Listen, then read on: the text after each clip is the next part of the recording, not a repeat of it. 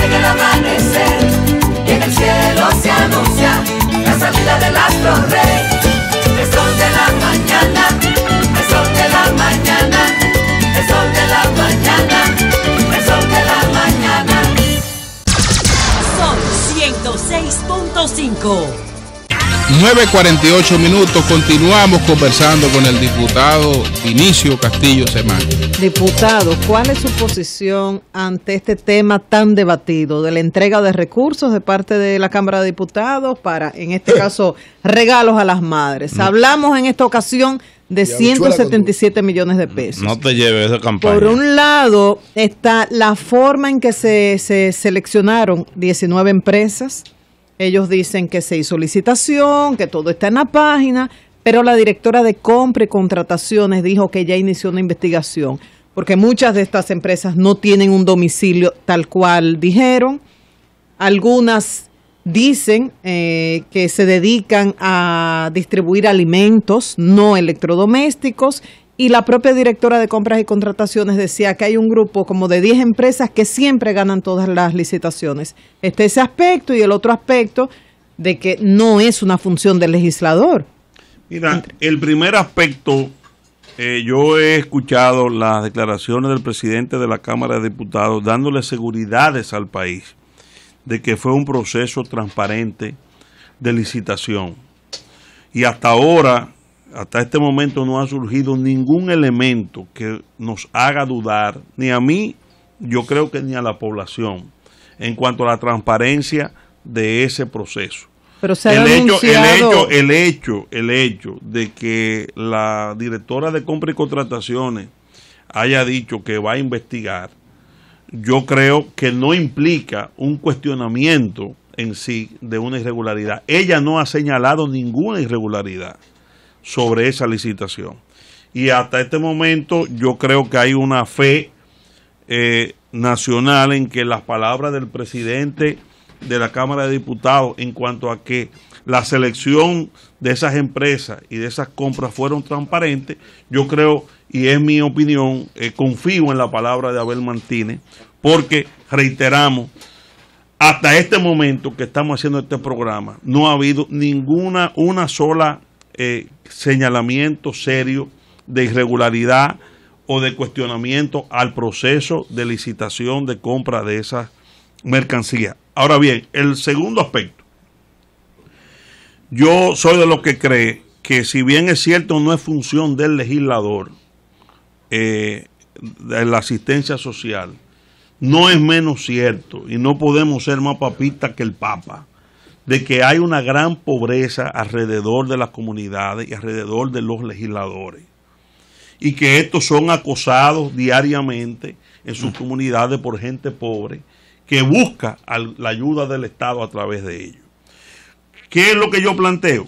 Lo importante es asegurar que esas ayudas, si se dan, lleguen al destino correcto, a la gente más pobre del país. Si eso se garantiza, yo no soy el que va en la Cámara de Diputados, aunque no tome esas ayudas, y lo adelanto aquí, que no tomaré ningún tipo de esas ayudas. ¿No lo hará? No lo haré, pero tampoco critico al que la toma para ayudar a la gente pobre, si eso llega efectivamente a la gente que más lo necesita. ¿Por qué? Y yo te voy a explicar por qué. Porque nosotros, en el caso mío particular, uno tiene empresarios, amigos, relaciones, que va a tocar puertas para cuando ese tipo de asistencia poder hacerla a través de donaciones que se puedan buscar para ayudar a la gente. Pero muchísimos legisladores no tienen esa facilidad. Y por lo tanto, si se le muere a una persona pobre, un pariente, y no tienen con qué comprar una caja, ¿a dónde van? Van a donde el diputado, van donde el senador. Entonces es muy bueno decir, no, pero que ellos no están para eso. Donde el síndico también. O donde el síndico. Bueno, teóricamente no debieran estar para eso. Pero la realidad social dominicana no lo puede hacer divorciar de lo que es sus electores y su comunidad. Por eso yo creo que no se puede politiquear, y yo creo que hay mucha gente buena opinando sobre esto seriamente. Yo estoy escuchando, Melton. Seriamente, en el caso de María Elena, estoy seguro que tu preocupación es muy válida como ciudadana, pero hay mucha gente, María Elena, también, que está politiqueando con este tema, tratando de desconocer lo que es una realidad social. Te reitero, el norte es que esas ayudas lleguen a la gente más necesitada, que no terminen en los familiares de los legisladores, que no se haga corrupción en los repartos. Y hay un proceso, yo oí a Abel Martínez diciendo que hay un proceso de auditoría muy estricta, y lo he conversado con mi amigo Víctor también, porque hablamos de este tema, donde todo eso está supervisado, y eso llega realmente, o hay controles, vamos a decir, para asegurarse de que eso llegue a la gente más necesitada. Otro tema que queremos tratar es el tema del Plan Nacional de Regulación. Arranca el lunes el Plan Nacional de Regulación de Extranjeros, después que se aprobó la ley de naturalización, como se ha llamado esta ley. Varios organismos internacionales están lamentando el hecho de que no se incluyera a los no documentados, es decir, que no se incluyera Haití completo en el Plan Nacional de Regulación. Es una pregunta que tú estás haciendo, ¿verdad? Sí. Una opinión. ¿Qué pregunta el diablo? Cuando no incluimos a los no documentados, porque no documentados son todos. Haití. Sí, Haití completo, que no tiene documento. Entonces, ¿qué expectativa tiene con relación a este plan? Yo creo que el plan de regularización está diseñado para los inmigrantes ilegales que están aquí en el país. Exacto. Por eso es fundamental, es fundamental, y lo he dicho, y voy a la Cámara de Diputados con ese es un norte fundamental. Saliste tranquila, Julio. De forma concomitante. Espera, déjalo hablar. De forma concomitante. Para todos los extranjeros, ¿verdad? Y de forma paralela a este plan de regularización, tiene que haber una política de control fronterizo migratorio. Eso es verdad. Estricta. Porque no hacemos nada iniciando un plan de documentación o de regularización con una frontera abierta. Porque si hoy son 400, 500 mil, 600 mil que están aquí de hace muchísimo tiempo, dentro de 3 o 4 años podemos tener mucho más de esa cantidad aquí nueva, que vengan precisamente atraídos por el plan de regularización de documentación que en su país no le dan. Por eso es clave, y nosotros vamos a impulsar una política a nivel legal pero eso, en el Congreso. Pero esa pretensión de que los no documentados obviamente eso no se puso, Julio. Obviamente. No, pero siguen. Pero ya lo hicieron. Pero no se puso. Siguen fuñendo la paciencia. Óyeme. Saludaron ellos la ley. Ahora, ¿qué pasa? Nosotros lo dijimos desde que el presidente mandó la ley. Que nosotros fuimos los primeros en apoyar, y lo tengo que decir. Yo decía que hay mucha gente que está celebrando, o que se está haciendo el tonto, o no ha entendido la ley. ¿Entiendes? Porque esa ley es clara y cerró una gran discusión de 10 años.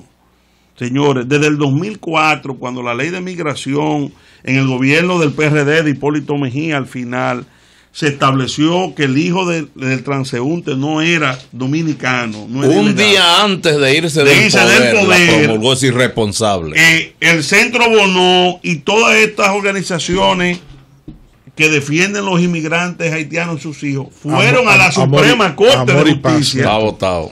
Fueron a la Suprema Corte de Justicia a impugnar esa ley precisamente por eso. Ahí sobrevino la primera sentencia de la Suprema del 2005 que estableció que el hijo del ilegal nacido en la República Dominicana desde el 29 hasta el 2010 no era dominicano. Eso nunca se aceptó. Fue un gran debate de 10 años. El Tribunal Constitucional reiteró ese criterio. Y finalmente la ley de Danilo Medina, que ha sido aprobada por todo el mundo aquí en este país, eso es lo que dice, que todos los no registrados, nacidos del 29 al 2010, tienen que inscribirse en un libro de extranjería. Pero hay que hacerle un reglamento, ¿sabes? Claro, sí, claro que sí, se va a hacer. Ahí es que se va a normar la aplicación. Ahora, ¿qué implica esto? Lo que ustedes hablaban, una cooperación estrecha de Haití en documentar el origen de esos documentos. Porque el plan de regularización, y que lo sepa bien todo el que nos está escuchando, no es una fábrica de falsificación de identidades, como Julio decía esta mañana muy atinadamente. No es que usted se va a aparecer el lunes a decir, yo me llamo Eury Cabral y ponme ahí, y mi papá y mi mamá es fulano de tal, y eso es. ¿Dónde está su acta de nacimiento? Pues usted no llama así. Tiene que tener una base de sustentación, ese plan de regularización. Y yo creo que Haití puede, incluso la OEA, yo sé que ha ofrecido apoyo para dar la logística necesaria, hacer un esfuerzo común y conjunto entre los dos gobiernos que nosotros apoyamos, para toda esa gente que está aquí sin papeles, poderla documentar. Eso es lo que al país más le conviene. Pero tú sabes por qué que más le conviene también, no solamente a los afectados, sino al mercado laboral. A la seguridad. Y a la seguridad, para que eso, el mercado laboral puedan, las leyes del mercado laboral puedan ejecutarse plenamente, para que un empresario que vaya a contratar mano de obra extranjera tenga la obligación de ser una mano de obra extranjera regulada y documentada, no ilegal. Entonces, eso le conviene al país, nosotros lo apoyamos totalmente. Y ojalá y haya un éxito total. Hoy veíamos al ex cónsul Parizón en El Día quejándose de que el gobierno no ha hecho una propaganda en creol, que él dice que yo creo que hay que hacerla. Debe hacerla. Hay para que realmente los extranjeros puedan regularizarse. Estamos totalmente de acuerdo, siempre y cuando se tome en cuenta de que no, la propaganda en creol. Sí, porque en la radio dominicana, para que los haitianos pero Julio no quiere. Pero el que está buscando una legalización no es Erika que vive aquí. Pero que no es no sabe hablar español. No, porque hay dominicanos que no saben hablar, pero no saben hablar español. Porque esto no es para no diga que viven aquí desde hace tiempo, que están nacidos aquí y que no conocen nada ya. Y entonces hay que hacer. Pero acá. Hay que hacer. Te reitero, la clave del éxito de esta política es si logramos que haya reglas claras, fronterizo estricto. Y yo anuncio aquí, en el sol de la mañana, que sea consentido humano, que Vinicio Castillo Semán, diputado de la República, va a encabezar una iniciativa popular. Vamos a buscar 300,000 firmas. ¿Para qué? Pues espérate. Pero déjalo hablar, pero para llevarla al Congreso Nacional como iniciativa popular, el 5% del padrón auditado. ¿Para qué? Para un régimen de seguridad fronteriza estricta que incluya la construcción de un muro. Pero eso es iniciativa. Pero el muro de Berlín. Escúchame, igual que eso no es el muro de Berlín. En toda la frontera. Pero déjame terminar. Igual que el de Estados Unidos con México. Sí. No el de Berlín. No el de Berlín, el de Estados Unidos con México. Incluso pedirle a los Estados Unidos. Porque el de Berlín dividió dos países. Estos no son dos países, ¿no? Quiero aclarar lo siguiente. Dividió un solo país en dos. Intercambio comercial. Los muros no van. Óyeme, Eury. Primero, el muro lo iniciaron ellos. Hay 17 kilómetros de muro hechos por Haití. Y yo no te oía criticar eso. Pues Haití es un muro. Sí, claro. Vayan a la frontera. Hay un muro hecho por ellos. No, pues si ellos pensaron, vamos a hacerlo nosotros. Entonces, en el lago Enrique ya casi un puente. Lo que yo estoy planteando, o lo que vamos a plantear es un control estricto. Que no solamente la fabricación del muro, que tiene que ser una dignificación del cefrón, de los hombres que están cuidando la frontera. ¿Y por qué tú no planteas creación de empresas? Pero déjalo hablar. El proyecto de Peña Gómez. Replicar Bauca de Cachón. Eso, dilo de primero. Eso. Hacer 10 pueblos. Pero no. Pero dilo primero. Es un estatuto de seguridad económica y militar. Pero di eso primero. Di el muro de último. Con 4 grandes entradas para todo el intercambio. Correcto. Y todo fluya normal. Porque te reitero, en Estados Unidos, Eury, para que tú te gusta mucho citar eso. Sí, claro. Lo que están discutiendo los dos partidos, pero oye esto, lo que están discutiendo los dos partidos ahora mismo en Estados Unidos en la regularización de los 12 millones de inmigrantes es si vamos a darle la regularización y la naturalización en un proceso largo de 12 años. ¿Pero a cambio de qué? De criminalizar y cerrar esa frontera y convertir la inmigración ilegal nueva en crimen. ¿Por qué? En la misma situación, porque ellos dicen, si nosotros, de ambos partidos, regularizamos 12 millones de latinos y no cerramos nuestra frontera, se nos va a mudar México y Centroamérica para los Estados Unidos. Pero Obama nos da con eso. No, sí, claro, los dos partidos. Obama es el presidente que más ha deportado. Yo creo que es un extremismo. No. Hacerlo aquí, hacerlo en Estados Unidos. No, en Estados Unidos. Criminalizar la migración. No. Pero Estados Unidos es un país de migrantes.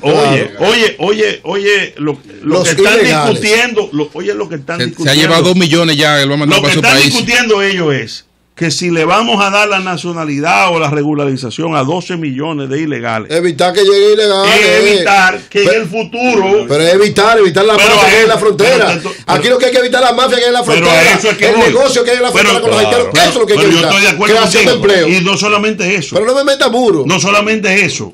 Tú sabes que yo voy a promover. Si tú no estás de acuerdo, tú no vas a votar por eso, pero va a ser un referéndum, ¿eh? También. Sí, el castigo ejemplar a los militares. Que se involucren. Y a los empleadores. Todo eso. Pero dímelo eso también.